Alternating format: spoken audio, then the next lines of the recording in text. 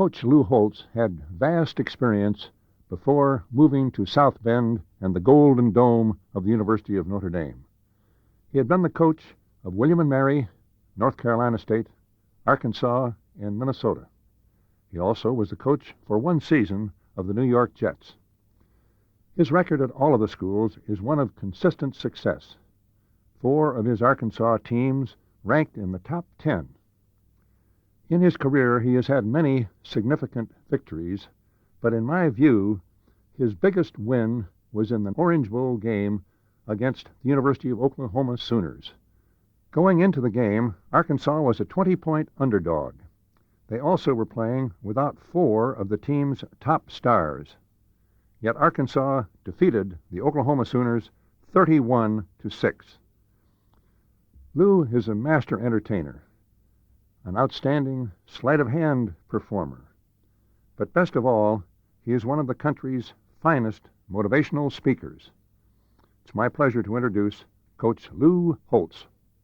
Greetings, this is Lou Holtz, head football coach at the University of Notre Dame.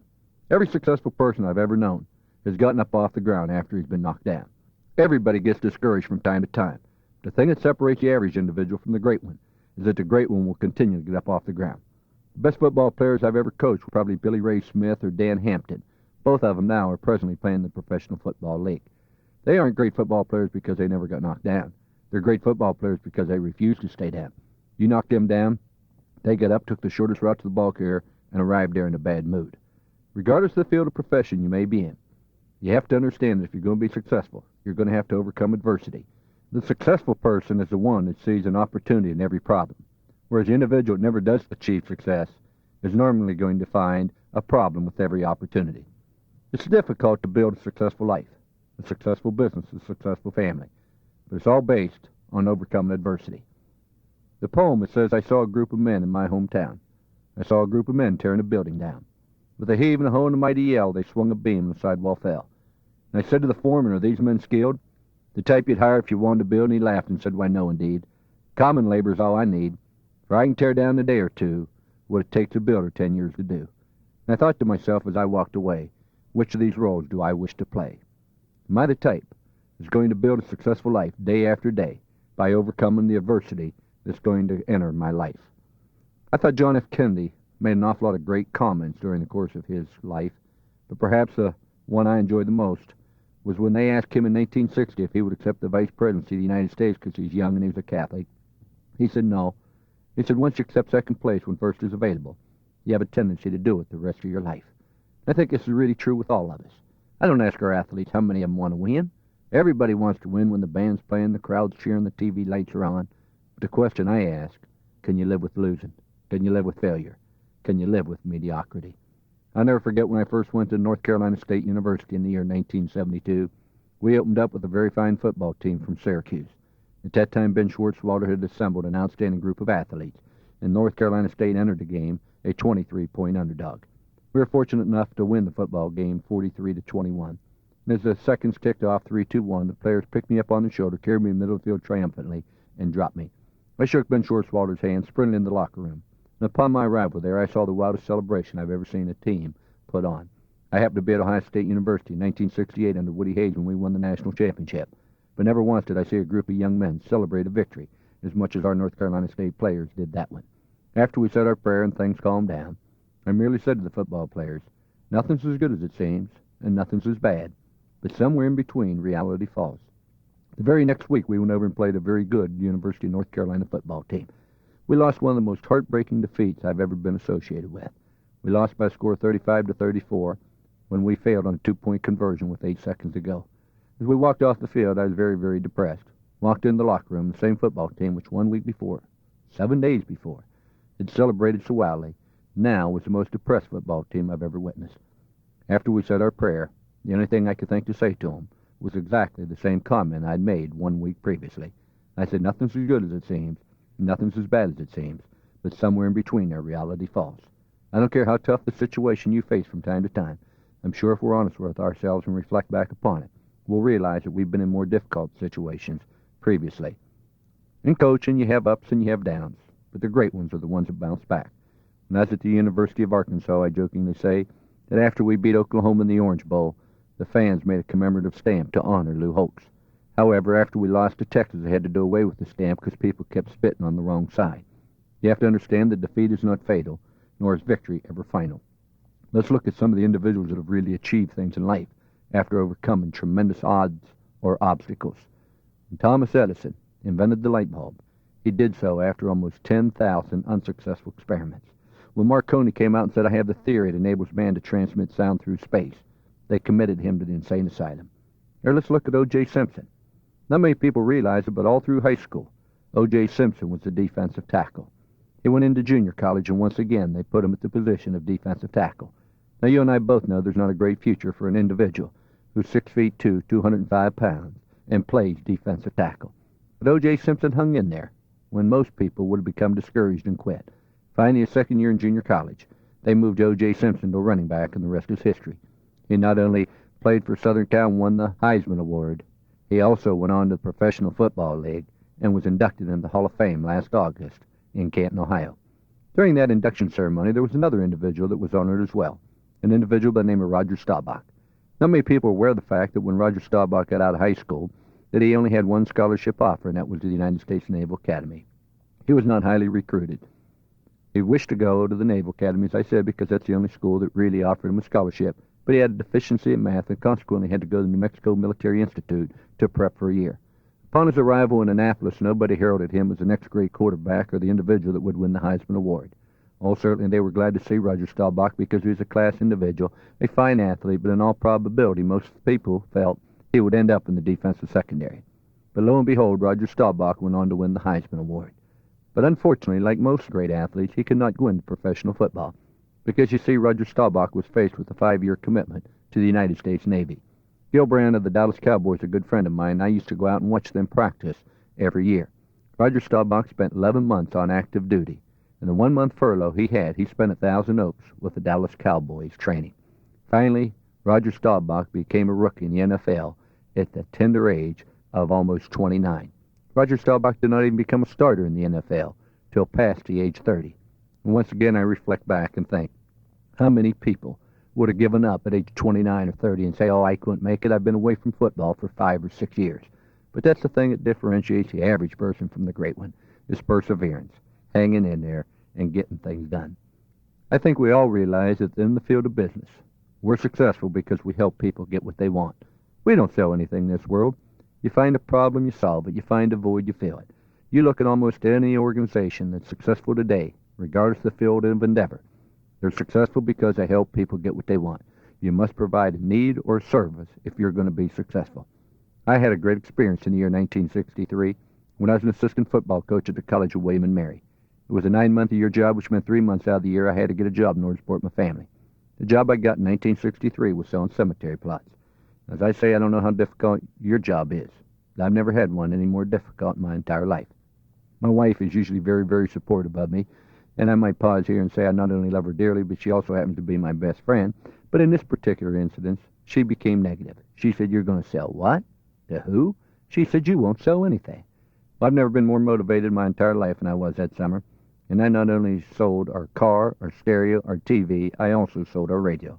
In other words, I was a complete failure as a salesman. Finally, the latter part of the summer, they sent me to a 2-day seminar in Richmond, Virginia. The first day I learned very little. The second day a guy got up and said, "I have a simple philosophy of life." Well, I don't mind telling you I'm not very smart and I've got to keep things rather simple, so I paid close attention. He said, "You don't sell anything. You help people get what they want. You in turn will get anything you want." You look at the top 25 businesses in the country in the year 1900 and compare them with the top 25 businesses in the country today.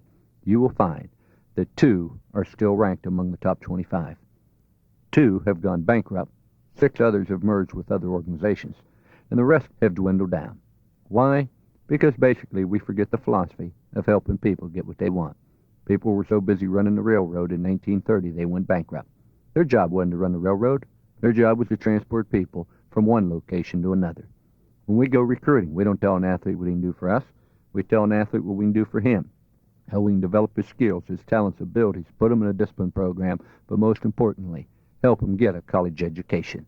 To me, that is what recruiting is all about. Every time we've tried to sell an athlete on what he can do for us, we have usually failed. I think it's exceptionally important for people to dream big. If you're going to overcome adversity and get up off the ground, you have to have dreams that truly motivate you.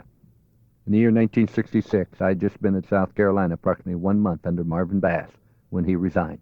They then hired Paul Dietzel, who came in and completely renovated the staff. At that time, I happened to be 26 years of age. My wife was 8 months pregnant with our third child. We had just spent every cent we had in the bank for a down payment on the home, and I had to come home and tell my wife I'd been relieved of my job and consequently did not have much income in the near future. It was at that time we talked about our life and what we should do, and I started reading books. The only thing that's going to change you from where you are today and to where you're going to be 5 years from now are the books you read, the people you meet, and the tape you listen to. I started reading various books on motivation. Everybody talked about goals and dreams and ambitions. It was at that time I sat down and made a list of all the things I would like to do in this world. The list completely totaled 107. I'm happy to say that we've achieved approximately 78 of those dreams or goals at the present time. Some of them were stupid. I wanted to play the 50 greatest golf courses in the world. I wanted to be on the Tonight Show. I wanted to learn how to do magic. Some of them were very ambitious. I wanted to be Coach of the Year. I wanted to see the Pope. I wanted to go to the White House for dinner, etc. There are many dreams on that list that we have not achieved thus far. I've never floated the Snake River. We've never won the national championship, although we have finished as high as second. But it's dreams that really cause you to get up in the morning and go do the things that an average person doesn't want to do, because an average person is basically lazy. You show me somebody who's bored with life, I'll show you somebody who doesn't have an awful lot of dreams or hopes or ambitions. Can you imagine walking up to Sir Edmund after he scaled Mount Everest and say, "How'd you get here?" He said, "I don't know. I went for a walk, and here I am." They tell the story about the guy that was in the Army. He'd been on KP duty for approximately 13 hours. He came back and they said, "Hey, John, let's go dance with the Fräulein, drink some beer, and eat some pizza." He said, "No, man, I'm too tired. All I want to do is lay down here on the bed." As he laid down on the bed, he noticed there was a letter there that arrived from his girl. He quickly opened up the letter and he started to read.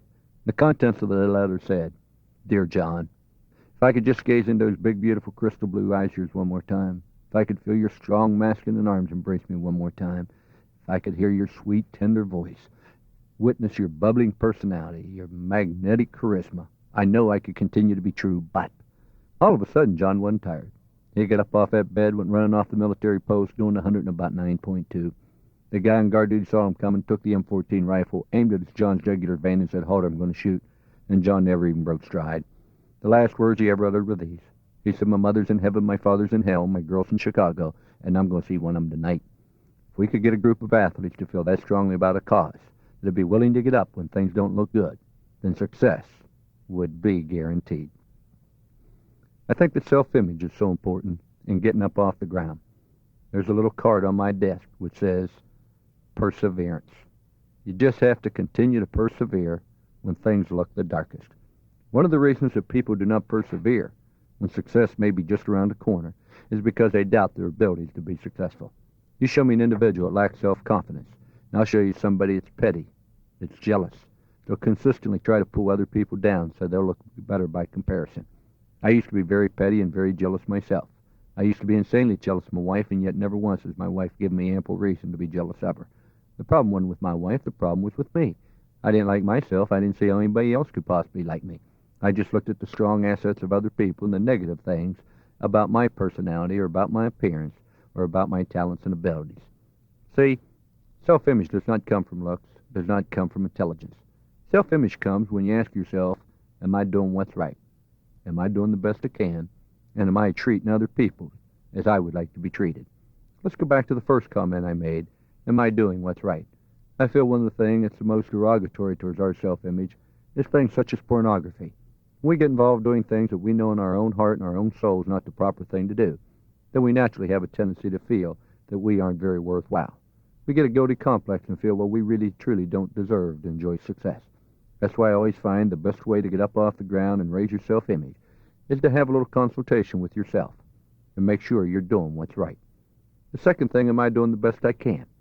More people aren't good disciplinarians with their children or with their employees because they feel they have to have the acceptance of these people in order to feel good about themselves. It's the insecure parent, it's the insecure boss that will not provide the proper leadership and insist, demand, and lead people to the fact that they must do the best they're capable of doing. When we feel best about ourselves and we go home at night, tired, worn out, exhausted, and as we put our head on the pillow, we say, well, I did the best I could. I'll just put it in somebody else's hands, but if I keep doing the best I can, I know that success is inevitable. And the third thing about treating other people as you would like to be treated. Oh, we can win with intimidation. We can win because we have the power. We can win because we're going to dominate people, but you and I both know, unless we base our lives on treating other people as we'd like to be treated, it's strictly a matter of time before we face failure. I never forget that approximately 7 years ago I had to make a speech at O'Hare Hilton. I arrived there the preceding evening at approximately 1:30 in the morning. I walked up to the man behind the desk and said, "My name's Lou Holtz, and I have reservations, and I'd like my key immediately." Well, after he fumbled around a while, he said he couldn't really find it, and it'd take him a few minutes, and I told him that he'd better find it now because I wasn't fixing to wait a few minutes, that I was tired, it had been a long, hard day, and I wanted action immediately. He said, "Well, you best may not be staying here tonight." And I said, "Sir, you don't understand. I have a confirmation slip right in my hand." He looked at me and he said, "You don't understand. I have the keys in my hand, and I'm not fixing to give you one tonight." It was obvious he had won the argument because he did have the keys. Finally, at approximately 1:35 at night, when it was obvious that I wasn't going to be able to spend the evening there, I had to go find another motel to spend the night. As I walked across the lobby, I made a vow to myself at that time. I said, "Lou Holtz, he won the argument. He had the keys. He intimidated me." I said, "Never again will you have an opportunity to speak to a prominent, successful group, such as we have assembled here listening to this tape, that you do not take the opportunity to knock the O'Hare Hilton." And over the past 6 years, I will say this, I have knocked the O'Hare Hilton. The point I make out of this is that even though you can win with intimidation, that unless you treat other people as you'd like to be treated, it will come back to haunt you several times. I often think how many times I've won an argument with intimidation, offended somebody else, and do not know the irreparable damage that he may be doing to our school, our university, or our team without my knowledge. We're always going to have difficult things go against us. Whenever we have failure, the first thing that happens to us is we have a tendency to get away from fundamentals. There are fundamentals in your business the same as they are in mine. If we are not excellent in the adherence to these fundamentals, we are going to face more failures in the future. We also become exceptionally aggressive with people. And then we become insecure. We begin to worry about our job. We begin to question our talents and our abilities. Then we become very lonely. We don't want to go around people. We say, well, maybe this isn't my day. Maybe I made a mistake. I will just wait till tomorrow, and maybe the situation will be a little bit better. Then we become undisciplined. Discipline is one of the most important things we can possess. I do not jog, but I love and respect and admire the people that do, such as my wife. I loved what Abe Lemon said, though. They said, "Do you jog?" And he said, "Oh, no, I wish to be sick when I die." I do not jog, but I think the discipline that we need in our lives is absolutely essential if we're going to be successful. Then resentment sets in our life. When things don't go well, we have a tendency to point our finger at everybody else and say, the reason I'm in my present position is because of this individual or that individual or this circumstance. And then the worst thing that happens to us when we have failure is we lose our enthusiasm. Empathy sets in. You're either going to be positive and enthusiastic about life, or you're going to sit around and be filled with self-pity. Self-pity is the greatest form of self-destruction that I presently know. The words I just talked about spell out the word failure. When things go wrong, we have a tendency to get away from fundamentals. We become aggressive with people. We become insecure. We become lonely. We become undisciplined. Resentment sets in. Empathy sets in. And we lose our enthusiasm. We as individuals are very unique. We have an awful lot of powers. We have the powers to think and to love and to laugh and to create and to imagine and to plan. But the greatest power we have in this world is the power to choose. We are where we are presently today because of the choices we make. We have the power to choose whether we're going to act or procrastinate, believe or doubt, help or hinder, heal or harm. But we also have the power to succeed or failure. Our future will be ascertained by the decisions we make. I firmly believe this in the bottom of my heart. We choose whether we're going to succeed or fail. We have a little saying on our football team that we're constantly reminding each other of, and the saying is, what are you going to do now? You just had great success. What are you going to do now? You're going to rest on your laurels, or you're going to continue to try to achieve greater things? In this world, we either get better or we get worse. We do not stay the same. And if what you did yesterday looks big to you, then you certainly haven't done much today. I love the saying that said the good Lord put eyes in front of our head rather than in back, so we know where we're going rather than where we've been. What are you going to do now has a tendency to evaluate the past, but more importantly, focus on the future. You just lost a football game. You just lost a business deal. What are you going to do now? You're going to sit around and feel sorry for yourself? Or are you going to do the necessary things in order to achieve greater success? Yes, we have an awful lot of powers, and we have the power to change our life. The auctioneer that held up the violin by the bow, and he said, "Now tell me, my friends, what am I bid for the old violin?" And who'll start to bidding for me? A dollar, and he'll go to $2, and $2 going to $3, and $3 going once, going twice, and going for $3, said he. But no, from the back of the room came forward a tall, gray-haired man, picked up the violin by the bow, blew the dust from it, tightened up the strings, and proceeded to play a melody so beautiful and so pure as the angels sing. And the music ceased, and the auctioneer in a low voice said, "Now, my friends, what am I bid for the old violin?" And who'll start to bidding for me? $1,000, and who'll go to $2, and $2,000 going to $3, and $3,000 going once, going twice, and going for $3,000, said he. The people cheered, but some of them asked and said, "We don't quite understand. What changed the worth of the violin?" And the auctioneer replied, "It was a touch of a master's hand.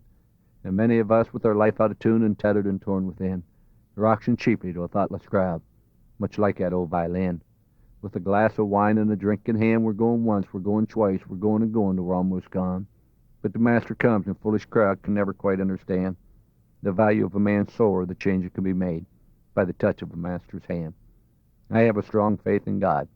I don't want to make this a religious talk, but I don't know what the future holds, but I sure do know who holds the future. And if I pray and act and conduct myself in a proper manner, and do what's right, do the best I can, and treat others as we'd like to be treated, there's no doubt that we're going to have success, regardless of the field of endeavor, regardless of the obstacles we are going to face. In order to overcome adversity, in order to get up off the ground, we have to be totally committed. And that commitment cannot be taken very lightly. What made this country truly great was a commitment to excellence. You show me a good marriage, I'll show you one where the two individuals are committed to making that marriage work out. My wife and I have been married together for 48 years.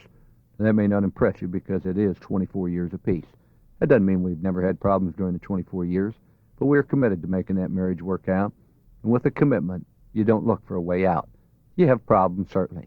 Whenever a problem comes along, you're busy looking for a solution. Whereas if you're not committed, the first couple problems that come along, you start looking for a way to get out of it.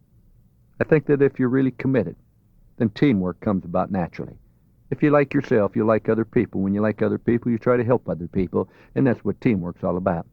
You can take a hand with 5 fingers going in 5 different directions, and it's not very powerful. But if you bring those 5 fingers together and clench them and form a fist, you have a very powerful object. The difference is when everybody's working together, when everybody's on the same page, when everybody cares about one another, you have teamwork, and teamwork is automatic success. The next time you get downhearted, the next time you get truly depressed, I want you to remember a couple names. Remember a guy by the name of Jack Robertson. He came within 800 yards of swimming the English Channel. He's a 1973 graduate of my alma mater, Kent State University. You say, what's so great about that? He failed. But you have to understand that Jack Robertson's a paraplegic. Without the use of any legs, he tried to swim the English Channel, and only a strong undercurrent prohibited him from doing it successfully. But when we say an individual without the use of any legs came within 800 yards of swimming the English Channel, cannot look upon himself as having certain ingredients that are necessary for success? Or how about Peter Gray, played outfield in the major leagues with one arm? Or Monty Stratton or Lou Brassie pitched in the major leagues with only one leg? Or Shelly Manne. It's my understanding that they put Shelly Manne in the water at age 1 in a life preserver so that the buoyancy of the water would give Shelly Manne some exercise. Because you see, at age 1, Shelly Manne was completely paralyzed. When they put Shelly Manne in the water at age 1, little did anybody realize that 15 years later, in Melbourne, Australia, Shelly Manne would win 2 gold medals and be declared the fastest woman swimmer in the world. Or Bobby Morrow. At age 8, Bobby Morrow was the national poster boy for polio. Pictures seen all over the country on crutches and in braces. Yet we all know the tremendous accomplishments of Bobby Morrow. Or Glenn Cunningham was burned so bad in the fire the doctors wished to amputate his legs. But only because his mother refused to give her compliance did they not operate. The doctor said Glenn Cunningham will never walk again. Well, I don't know if he ever walked again, but one thing is certain, he sure could run. Because in 1936, in the Melrose Games in Madison Square Garden, Glenn Cunningham ran the mile in 4 minutes and 6 seconds, which at that time was unheard of. As a matter of fact, that same Glenn Cunningham was voted the athlete of the century for his great accomplishments in track. Time after time, we find people that have really achieved tremendous things by overcoming great adversity. And as we sit here today, in this great country, with the great opportunities we have as people, we can't help but feel the opportunities are unlimited, and we control our own destiny. When we talk about commitment, I can't help but reflect back to the year 1975 when I turned down an offer to coach the New York Jets 3 different times. On the 4th offer, I finally accepted it. I did so rather reluctantly, but I said to my wife and family, I'm not sure this is what I want to do. Let's go see what professional football is like. If we don't like professional football, we can always come back to intercollegiate athletics. Ladies and gentlemen, I went into professional football without a total commitment. I never went there and talked about winning the Super Bowl or even winning the championship. The main thought on my mind was, am I going to be happy? Am I going to like it? Consequently, every time a problem came along, I started looking for a way out. I'd get up every morning analyzing whether I wished to remain in professional football or not. What a disservice I did to the New York Jets. They had some beautiful owners there in Leon Hess and Mr. Islin. Nobody could have been more cooperative. Nobody could have been more willing to give us anything we needed in order to enjoy success. But I did a total disservice to that organization because I was not totally committed. Whatever you're going to do in this world, you've got to be totally committed, or you have absolutely no chance for success. In 1977, we took a football team down to the Orange Bowl to play an outstanding team from Oklahoma. Unfortunately, we had a little problem and consequently had to suspend 3 athletes that scored 78% of our touchdowns. In addition to that, we lost an All-American guard with a knee injury, and we lost our captain with a broken arm. We were overwhelming underdogs, and nobody predicted that we ever had a chance to win the football game. Our football players had a rather negative attitude towards the game in itself. The reason this came about because every time they picked up a paper, they read about the great individuals that were going to perform in the game from Oklahoma and the outstanding players from Arkansas that were not going to perform in the game. Not one time during our entire stay in Miami was there a positive article on our players that were going to play in the game. Consequently, if you keep reading about how bad you are, pretty soon you start to believe it. As we had a squad meeting and the players came in approximately 2 days before the game, you could tell they didn't believe they had a chance to win. They wouldn't look at one another, they wouldn't laugh, they just sort of sat down with their heads rather bowed. After we talked to them, I still could not get their attention, nor much response from them. I then said, we're going to go around this room, and I want each and every one of you to get up and tell me why we can win the football game. I've read all the reasons why we can't win, but what I'd like to focus on are some of the reasons why we can. I said I just asked 2 things, that the comments be sincere and the comments be positive. As they got up one by one, they pointed out some very illuminating facts that most people around the country had forgotten. They pointed out we had a great defense. As a matter of fact, we were number 1 in the country. We had such outstanding defensive players as Dan Hampton in the defensive line. And that if we did get beat in a football game, we wouldn't get beat by the 24 to 28 points that the odds makers had predicted. Then they point out we had the best punter in the country and the best place kicker. This was true statistically. Steve Little was the best punter and best place kicker in the country, and he was going to participate in a football game for the University of Arkansas. Then Roland Sales got up. The young man had never gained 100 yards in a football game during his entire high school or college career. He pointed out that even though he hadn't carried the football much during the course of the year, he could gain 1,000 yards during the course of the season had I given him the ball enough. Not because he was a great back, but because of the outstanding line we had. Ladies and gentlemen, 2 nights later in the Orange Bowl, I've never seen a football team play together or with as much confidence as that football team did. Roland Sales rushed for an Orange Bowl record that still stands today of 206 yards. We won the football game 31-6, but it wasn't a victory for Coachy. It was a victory when a group of young men stopped looking at why they couldn't win and started focusing on why they could. So many times we let what we don't have keep us from using what we do have. It's a question whether you're going to see the glass half filled or half empty. The question is whether you've been working to fill it up or whether you've been drinking out of it. Whether you're going to be positive, you see it half filled. If you're going to be negative, you're going to see it half empty. This is Lou Holtz of Notre Dame, closing with a little poem that we say before every game. And the poem goes like this. This is the beginning of a new day. God has given me this day to use I will. I can waste her, I can use it for good. What I do today is important because I'm exchanging a day out of my life for it. When tomorrow comes, this day will be gone forever, leaving in its place that which I've traded. Want it to be gain, not loss, good, not evil, success, not failure, in order that I shall not regret the price I paid for it, because the future's just a whole string of nows. Thank you.